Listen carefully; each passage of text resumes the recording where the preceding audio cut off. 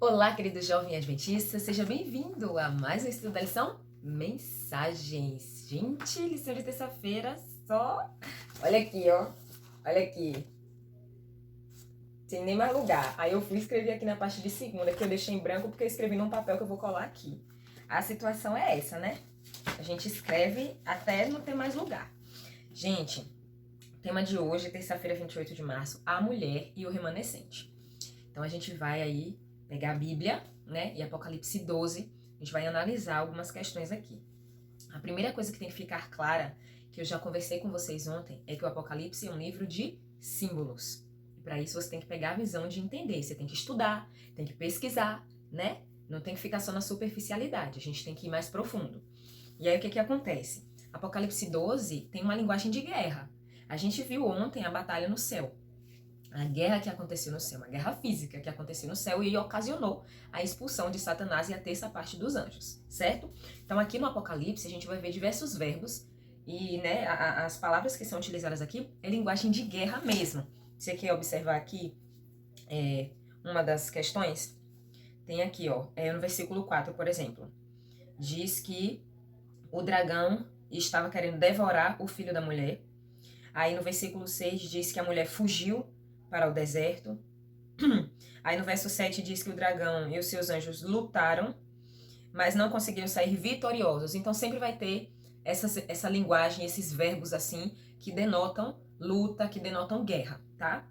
Então o Apocalipse 12 aí é uma linguagem de guerra e a gente precisa estar atento a isso, tá bom? Então vamos começar aqui, ó, com algumas características, né, aqui da mulher e também remanescente.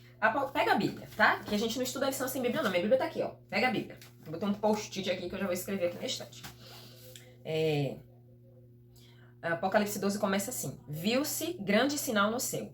Uma mulher vestida do sol, com a lua debaixo dos pés e uma coroa de 12 estrelas na cabeça. Como eu falei com vocês ontem, esses símbolos, todo símbolo do Apocalipse tem significado. A gente precisa estudar para entender, tá? Eles não são literais, né? Assim como vai ter uma parte aqui do capítulo 12 que vai dizer que a mulher voou para o deserto. Uma mulher criou asa e foi morar no deserto e fica lá não sei quantos anos, tá? Então a gente vai observar aqui. Primeira coisa, com relação às características dessa mulher, é que existem muitas interpretações de que essa mulher fosse a Virgem Maria, né? Mas quando a gente para observar as características dessa mulher, que são características peculiares dela e são características também coletivas, a gente não consegue encaixar aí a Virgem Maria nessa mulher. A Virgem Maria foi uma mulher de Deus, né? Claro, ali escolhida, separada, né? Ela tinha uma vida santificada. Eu vou falar por mim, né? Não concordo que Maria tenha sido uma mulher sem pecados, que tenha sido uma mulher santa a ponto de ser enaltecida e adorada, mas eu tenho plena consciência e a Bíblia deixa muito claro que ela foi uma mulher muito especial, separada para o propósito de gerar o Filho de Deus. Então, assim, a Virgem Maria foi uma mulher incrível ali, uma mulher escolhida por Deus, sabe? Muito sábia. Quando você estuda o livro Vida de Jesus, deixa eu ver se eu tenho ele aqui. Vida de Jesus. A capa do meu aqui, gente, esse daqui que eu tenho, ela é mais antiga. Uai, quase derrubei a xícara. Ela é mais antiga, mas existem as capas mais atuais. Inclusive, acho que o livro mais atual, ele é grandão assim, com um rosto de Jesus lindo. Qualquer coisa, se eu tiver, eu deixo a foto aqui para vocês observarem se eu encontrar a foto atual. Então, esse livro Vida de Jesus vai falar de antes do nascimento até a ressurreição. E, entre tudo isso, a vida completa de Jesus. E vai mostrar como foi a educação do menino Jesus. Gente, Maria é um exemplo... Oh, gente, se toda mãe... Oh, meu Deus, se toda mãe seguisse o exemplo de Maria, gente. Então, assim, foi uma mulher realmente especialíssima, tá? Mas não se encaixa aqui. Por quê? Vou trazer aqui as anotações que eu fiz. No versículo... Quer ver qual é o versículo aqui? Deixa eu achar aqui qual é o versículo. Que diz que ela foi perseguida. Gente do céu, cadê? Aqui, versículo 6. A mulher, porém, fugiu para o deserto, onde Deus lhe havia preparado um lugar para que nele a sustentassem, durante 1260 dias. Essa mulher, retratada em Apocalipse, ela foi perseguida por 1260 anos. E a Virgem Maria não foi perseguida. Então, a característica aqui dessa mulher de Apocalipse 12 é uma característica coletiva, uma característica que abrange mais do que uma pessoa só, certo? Então, todas as vezes que no Apocalipse, em profecia, você encontrar a palavra mulher, significa igreja, tá? A gente vai observar isso desde o início do Apocalipse até o final. É tanto que tem um contraste entre essa mulher de Apocalipse 12 e a mulher de Apocalipse 17, que essa é uma mulher pura e a de Apocalipse 17 é uma mulher prostituta, né? E aqui representa a igreja pura, a igreja remanescente, a igreja que guarda os mandamentos de Deus, a igreja que cumpre a palavra do Senhor, e Apocalipse 17 é a igreja contaminada, a igreja corrompida, né, por outras doutrinas que deixou as coisas do diabo mesmo influenciarem a igreja. São as igrejas que misturam a verdade com a mentira, sabe? Então aqui em Apocalipse 12 a gente vê a mulher pura, e em Apocalipse 17 a gente vê a mulher chamada prostituta. Então é um contraste aí entre a igreja pura, que não se corrompeu, e a igreja que está corrompida, certo? Então mulher, no Apocalipse, igreja, tá? Então quando aqui diz que uma mulher vestida do sol, com a lua debaixo dos pés e uma coroa de 12 estrelas na cabeça, essa mulher, que a gente já descobriu agora, já significa igreja, está vestida do sol. O sol no Apocalipse representa a luz de Cristo, a justiça de Cristo, certo? Pode ser luz, pode ser justiça também, tá? De acordo com todas as pesquisas que eu já fiz aqui, alguns cursos, o sol significa a justiça de Cristo. Então, essa mulher estava vestida da justiça, a igreja, essa mulher, igreja, estava vestida com a justiça de Cristo. E aqui diz que ela estava com a lua debaixo dos pés. Aí agora a gente vai para lembrar aí um pouco das aulas de geografia. A gente tem dois astros aqui nesse versículo, a lua e o sol. O sol é um astro luminoso, tem luz própria. A lua é um astro iluminado, ela reflete a luz do sol, certo? Então, quando aqui diz que a mulher, igreja, vestida do sol, que é Cristo, a luz, a justiça de Cristo, ela tem a lua, finge que a minha mão é a lua, e a lua tá debaixo dos pés. Debaixo dos pés. Isso significa que os pés da mulher estão apoiados em uma base, certo? Os pés dela estão apoiados na lua. Então, se a lua reflete a luz do sol, e a gente já percebeu aqui na profecia que o sol é a justiça de Cristo, é a luz de Cristo, representa o próprio Jesus, essa lua em que a mulher está com os pés apoiados é algo que reflete a Cristo. Se a lua reflete a luz do sol, e o sol é Cristo, quem é que reflete a luz de Cristo? A palavra de Deus. Então, quando o Apocalipse vai trazer aqui que a lua estava debaixo dos pés dessa mulher, significa que os pés dessa mulher, que é a igreja está sobre uma base. E essa base aqui, representada pela lua, é a Bíblia, a palavra de Deus, representada pelo Antigo e pelo Novo Testamento, tá? Não é só o Antigo, nem é só o Novo. É a Bíblia como um todo. Então, a mulher, igreja, vestida do sol, Cristo, a luz de Cristo, a justiça de Cristo, com a lua debaixo dos pés, a palavra de Deus, apoiada, ó, a igreja baseada, a base. Qual é a base aqui que sustenta a igreja? É a palavra de Deus. São os princípios da palavra de Deus. Por quê, Kelly? Se a lua reflete a luz do sol, é o sol que ilumina. A lua só reflete. Então, Jesus é aquele que ilumina a palavra. A palavra reflete o caráter de Deus. De Gênesis a Apocalipse, você vê que a palavra de Deus reflete o caráter de Cristo. Então, quem reflete a Cristo é a Bíblia, Antigo e Novo Testamento, certo? E aqui a gente tem essa mulher, né? Ela está com uma coroa de 12 estrelas na cabeça. Todas as vezes que a Bíblia apresenta números, esses números têm símbolos, certo?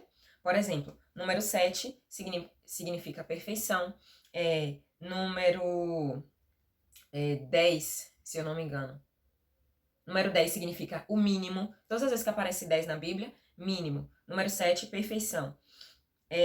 Número 4 se refere ao mundo, sempre aos 4 cantos da terra, aos 4 ventos. Se refere ao globo terrestre como um todo, os 4 pontos, norte, sul, leste e oeste. E quando aparece o número 12 na Bíblia, significa totalidade. Então, por exemplo, quando a gente vai, vou dar um vislumbre aqui, em Apocalipse, eu não lembro agora qual é o capítulo correto, mas no Apocalipse fala sobre 144 mil selados. Lembra que não é a quantidade, mas a representação daqueles que serão salvos. não é um número literal, mas é um número que vem de uma multiplicação do número 12, que significa totalidade. Então, a totalidade do povo de Deus que será salvo é representado pelo número 144 mil. Mas não é literal. Não serão 144 mil pessoas. Aí tá lá, entrando na fila do céu, as 144 mil. Pronto, vocês não podem mais entrar, porque já deu a conta. Não é assim que vai acontecer. Não é um número literal, é um número simbólico. E esse símbolo de 144 mil é uma multiplicação de 12, que significa a totalidade. Então, as 12 tribos de Israel representavam o povo de Israel. Os 12 apóstolos representando todos os líderes. Aí vem aqui as 12 estrelas na cabeça, representando a totalidade do povo de Deus, porque essa igreja representa o povo de Deus como um todo. Essa igreja, essa mulher aqui vestida do sol, não representa uma igreja específica. Ela representa a igreja de Deus, que é composta por diversos filhos de Deus que guardam os mandamentos de Deus. Essa igreja, ela tem características. Ela não é, né? Ela vai dar à luz aqui a um filho, o remanescente ele vai ter características. E as características são aqueles que guardam os mandamentos de Deus e se mantêm fiéis ao testemunho de Jesus. A gente vai ver mais pra frente isso aí, certo? Então, quando a gente percebe aqui a mulher, ela é uma das personagens principais, tá? Se não for claro pra você, deixa um comentário aqui, ou manda um direct no Instagram, que eu explico de novo, tá bom? Ou então volta um pouquinho o vídeo pra você se atentar aí às explicações, tá bom? Eu vou deixar também aqui pra vocês um link de comentários selecionados sobre Apocalipse 12, trazendo diversas palavrinhas chaves do livro, do capítulo todo, capítulo 12 de Apocalipse, e aí você consegue também ter um vislumbre maior, tá? Eu vou deixar aqui na descrição do vídeo, porque não deve ficar só nas minhas palavras. Tudo isso eu tenho estudado, Bíblia, Espírito de Profecia, curso, né, de Apocalipse que eu já fiz, então tudo isso. Então vamos lá. A mulher, uma das personagens principais, e tem também o dragão, certo? Aqui tem 3 personagens principais, a mulher, o filho e o dragão, tá? E aí, o dragão, ele é apresentado aqui, ó, no versículo 3. Viu-se também outro sinal no céu, e eis um grande dragão, e eis um dragão, grande, vermelho, com 7 cabeças e 10 chifres, e na cabeça 7 diademas. Então, a gente tem aqui o dragão, que é o diabo, Satanás, que eu contei pra vocês ontem, que antes ele era Lúcifer, com esse nome anjo de luz. Depois ele se tornou Satanás, que significa o destruidor. E embora ainda seja um anjo, é um anjo caído, tá? Não é um anjo mais perfeito, né? Como os que estão no céu são. E aqui vem trazendo as características. Ele era grande e ele era vermelho. Então, essa característica da cor que é trazida por João aqui no Apocalipse é o símbolo do sangue. Então, o dragão vermelho significa aqui Satanás, e essa cor vermelha é o derramamento de sangue que Satanás provocou quando ele perseguiu a mulher, igreja, certo? Toda vez que eu falar mulher, você vai lembrar que é igreja, tá? Aqui no Apocalipse. Então, o derramamento de sangue é caracterizado por essa cor que João apresenta aqui, que o dragão era grande e ele era vermelho, certo? Então, é o derramamento de sangue inocente, porque muitos inocentes foram mortos aí por ocasião da perseguição, tá? E aí vem dizendo que esse dragão, ele tem 7 cabeças e 10 chifres. Essas 7 cabeças são 7 poderes políticos, e os 10 chifres estão relacionados aí à divisão do Império Romano. Lembra que teve uma ruptura ali do Império Romano, teve uma divisão entre 10 tribos? Então, isso foi o que aconteceu lá no ano 476 depois de Cristo, tá? Então, aí, essas 7 cabeças, poderes políticos, e os 10 chifres, a divisão do Império Romano, as 10 tribos que foram aí. E vem o filho da mulher, né? O versículo 5 diz aqui, ela deu, é mais um personagem principal, ela deu à luz um filho homem, que há de governar todas as nações com cetro de ferro. E o filho da mulher foi arrebatado para junto de Deus e do seu trono. Então, a primeira coisa que vem trazendo aqui é o nascimento de Jesus, né? Ela deu à luz um filho homem, né? Então, aqui, Jesus, que há de governar todas as nações com cetro de ferro. Cetro de ferro, quando a Bíblia vai trazer essa expressão, significa um governo indestrutível, que ninguém é capaz de derrubar, certo? Então, o cetro ali era o símbolo que ficava na mão do rei, né? O rei tinha a coroa e tinha o seu cetro. Então, o cetro de ferro, assim como o ferro é um metal assim...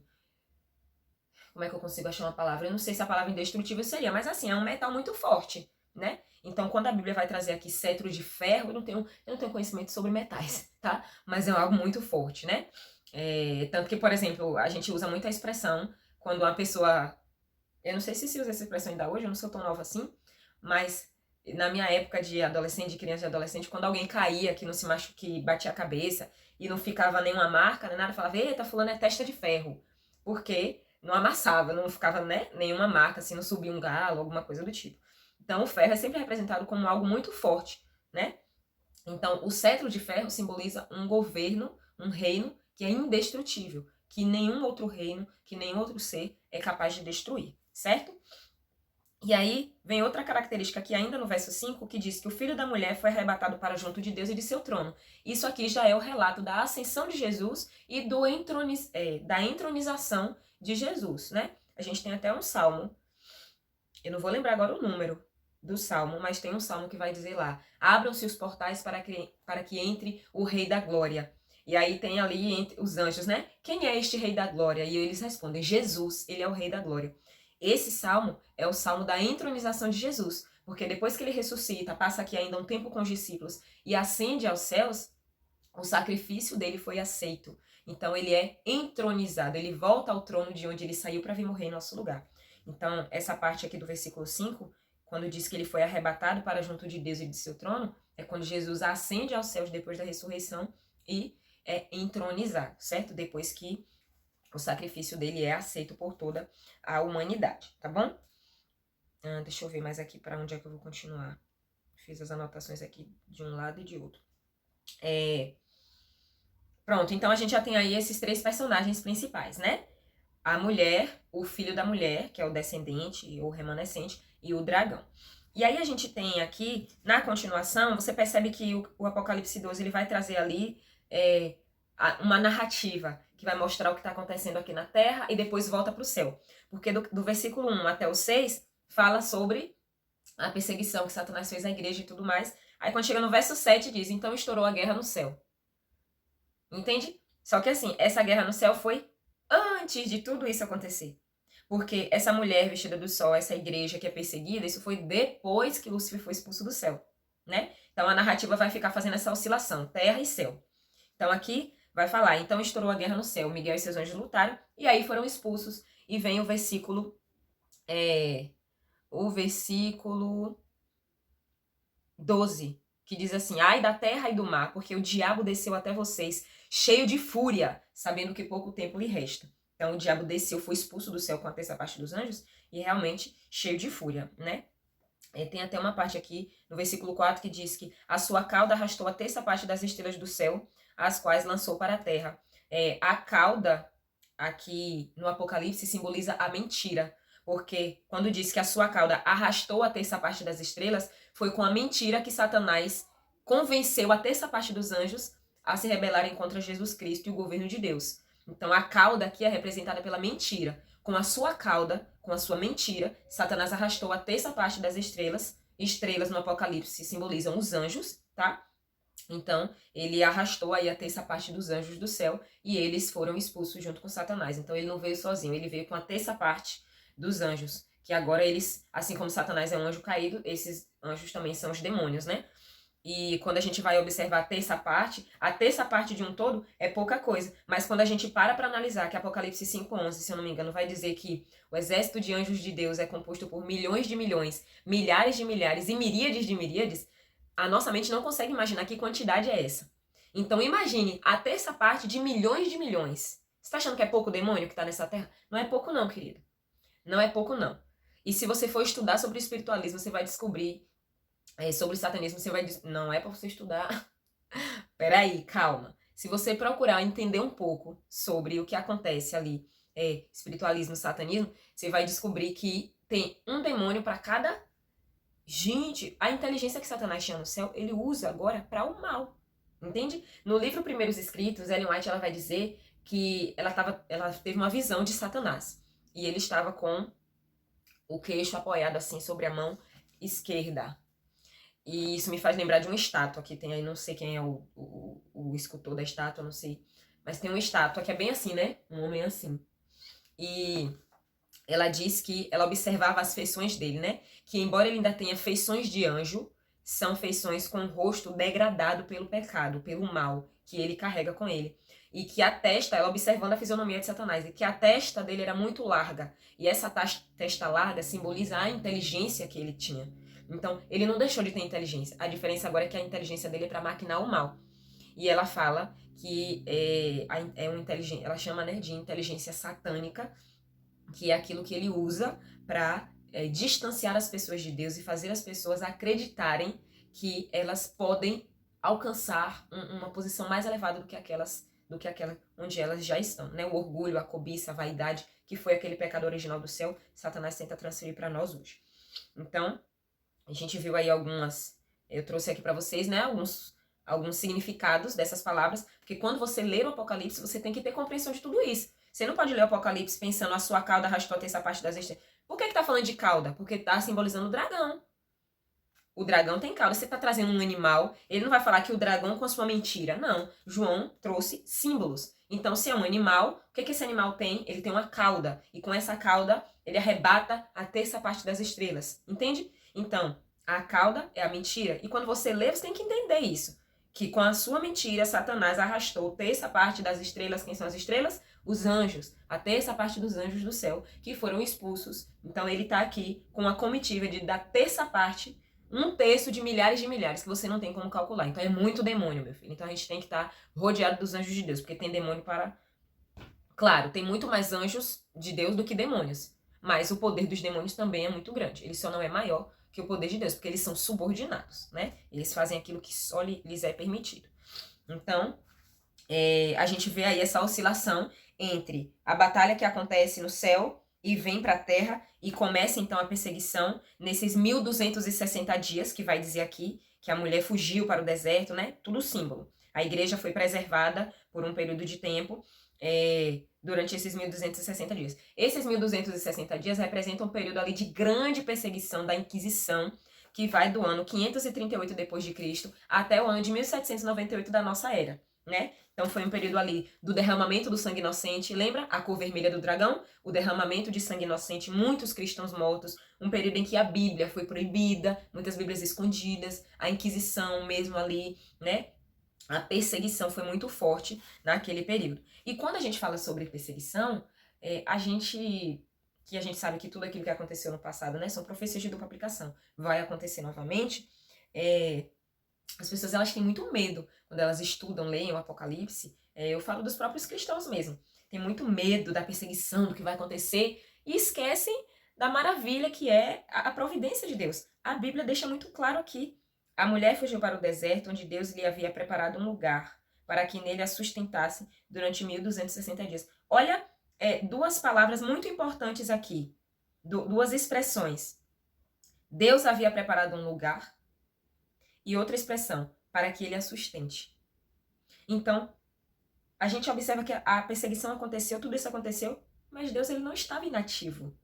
Ele preparou um lugar, teve um período aí depois dessa perseguição, teve um período de respiro, de descanso para o povo de Deus, né? Teve um período em que depois, novamente, a Bíblia foi permitida e as pessoas começaram voltaram, né? A poder falar da Bíblia. E depois veio toda aquela questão ali... Quando a gente vai analisar da Idade Média mesmo, por exemplo, em 1517, teve ali o período da Reforma Protestante, voltando um pouquinho aí, em 1517, a gente vai ver que eles foram ali confrontados com uma escolha, né?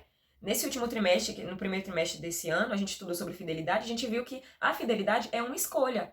Os dois caminhos estão na nossa frente, a gente tem duas opções sempre, e a gente tem a escolha.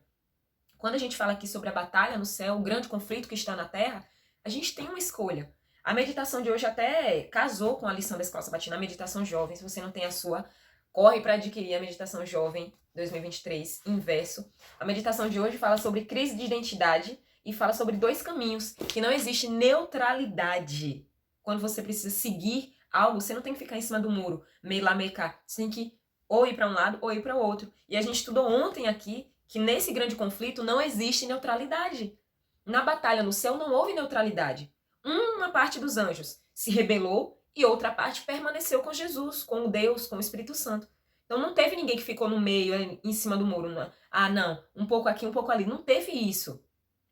Não teve neutralidade no grande conflito, na batalha no céu. O grande conflito desceu à terra. Não há neutralidade. Você não pode ficar em cima do muro. Se você não escolheu o lado de Deus, você já escolheu. A sua indecisão já é uma decisão do lado de Satanás. Então, O lado vitorioso é esse, você já sabe. Jesus já venceu, a vitória já foi decretada. A vitória já foi decretada. Não existe neutralidade. Você não tem que, agora não. Tá muito cedo. Mas eu queria fazer isso ainda, depois eu aceito a Jesus. Não existe neutralidade. Você não sabe se hoje você vai voltar para casa, se você vai sofrer um acidente, vai morrer. O dia da sua decisão é hoje. Não existe neutralidade no grande conflito. Ou você está do lado de Cristo, ou você está do lado de Satanás. E se você está de um lado, automaticamente você já rejeitou o outro. Entende? Mas eu não sei. Eu acho que é pra... Se você deixa a decisão por Cristo para depois, você já escolheu o seu exército. E eu sinto te informar, o teu exército é um exército perdedor, porque Cristo já é vitorioso. Essa vitória de Cristo foi decretada... Vamos lá em Gênesis. Apocalipse não, Gênesis. Início de tudo. Gênesis 3,15. Abre tua Bíblia aí. Pega tua Bíblia e abre. Vamos aqui para Gênesis capítulo 3, versículo 15. Os mesmos personagens de Apocalipse 12 estão aqui em Gênesis 3,15. No início de tudo, ali, ó. Quando aconteceu a queda do homem. Olha só. Gênesis capítulo 3, versículo 15.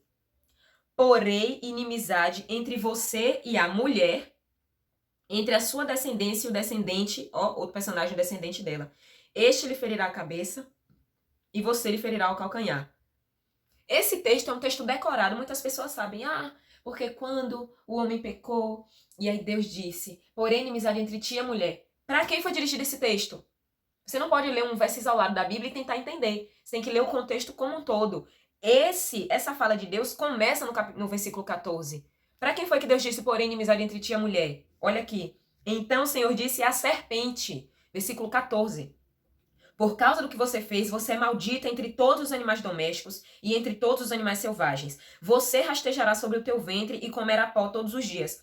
Abre um parênteses aqui. O espírito de profecia deixa claro, e a Bíblia confirma, através dessa profecia que Deus disse para a serpente, que a serpente não rastejava. A serpente era alada, ela tinha asas, ela voava. E foi assim que ela tentou a Eva. Ela era o animal mais lindo, mais maravilhoso que existia no jardim. Então ela veio voando e pousou na árvore do conhecimento do bem e do mal e comeu do fruto. Foi assim que ela chamou a atenção de Eva. Então, quando Deus lança a maldição, ele lança a maldição sobre a terra, porque o homem e a mulher vieram do pó da terra. Então, ele lança a maldição sobre a terra e sobre a serpente. E ele diz aqui, você rastejará. Se a maldição da serpente, o castigo da serpente foi rastejar, significa que antes ela não rastejava. Você consegue compreender? E a gente passa muitas vezes por cima dos versos, sim, e acha que tá normal, tá aqui. Nada está por acaso na palavra. Tudo tem um significado. Então, se a maldição foi a serpente rastejar, é porque antes ela não rastejava, certo? Então ela diz aqui, Deus diz, você rastejará sobre o seu ventre e comerá pó todos os dias da sua vida. Aí vem o verso 15, que ainda Deus está falando com a serpente. Eu porei inimizade entre você e a mulher. Então tem aqui a serpente e a mulher. A serpente é diabo, Satanás é o dragão. O mesmo personagem que está em Apocalipse 12. A mulher, referência também a Apocalipse 12. Entre a sua descendência e o descendente dela. Então, a descendência do dragão, do diabo Satanás, todos aqueles que seguem a ele, além dos demônios, todos aqueles que seguem a ele.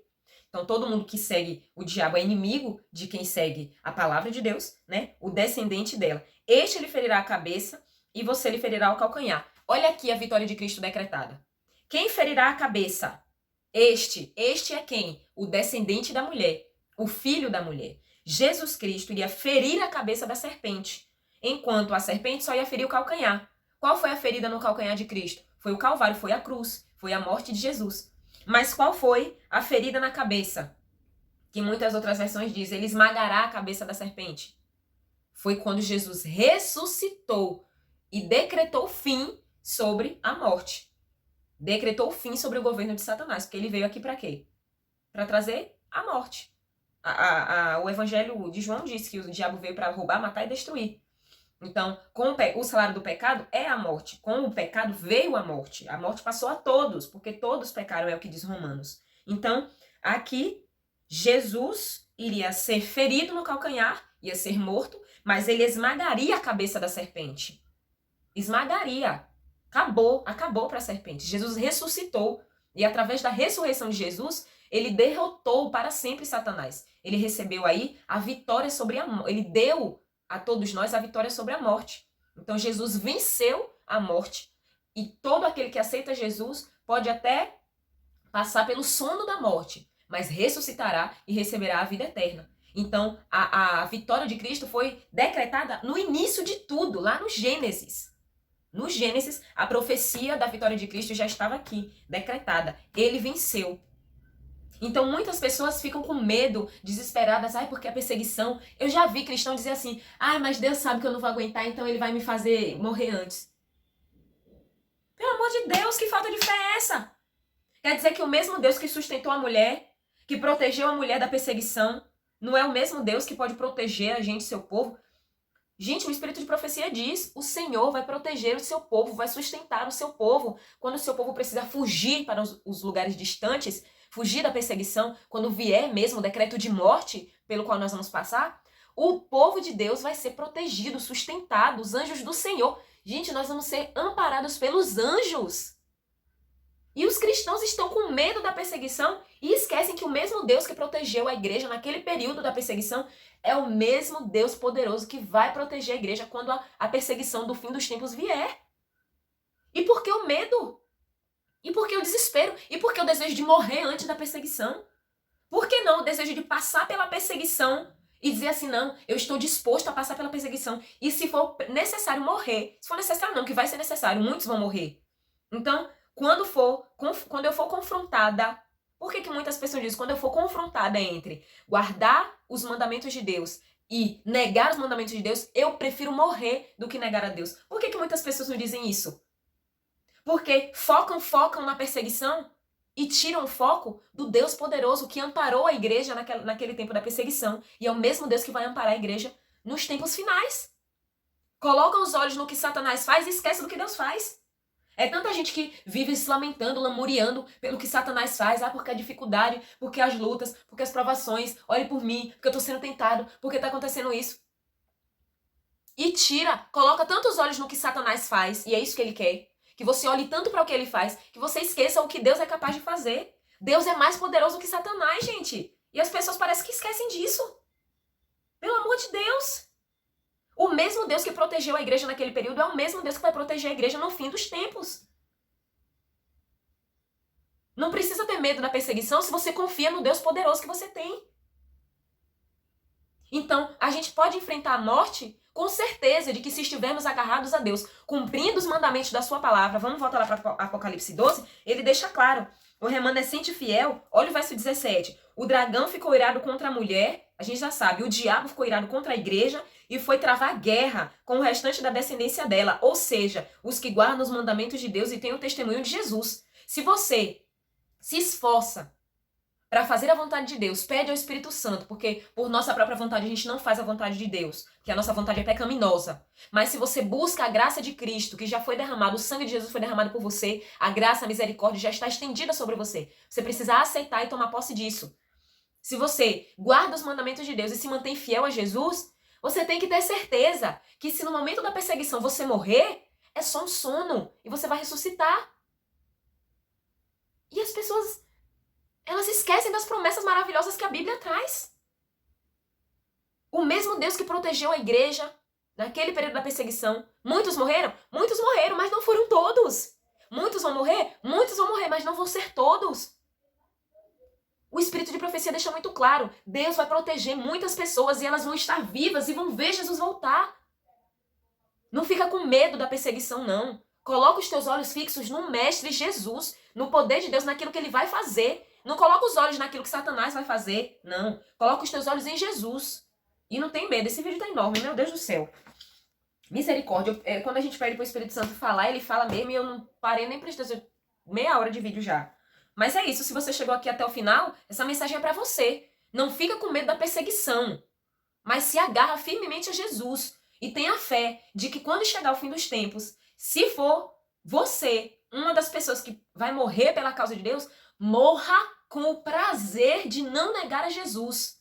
Morra, assim como os mártires morreram, louvando, buscando ali ver o trono de Deus, se apegar a Cristo Jesus, tendo a certeza de que quando você abrir os olhos, você vai ressuscitar e vai encontrar Jesus Cristo. E a sua recompensa vai ser a vida eterna. Não tenha medo da perseguição. Não olhe para o que Satanás vai fazer. Olhe para o que Cristo vai fazer. O livramento já foi prometido. Cristo vai livrar alguns do seu povo. Outros vão morrer, mas vão ressuscitar. Outros vão morrer como testemunho vivo, que não negaram a Jesus Cristo. Mas a vitória já foi decretada. A vitória é nossa.